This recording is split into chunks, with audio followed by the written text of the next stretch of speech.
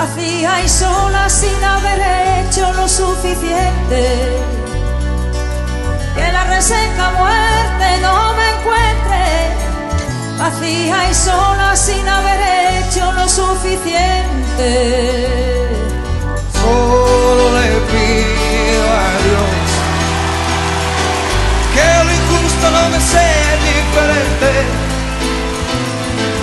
que no me abofete la otra mejilla después de que una garra me arañó esta suerte.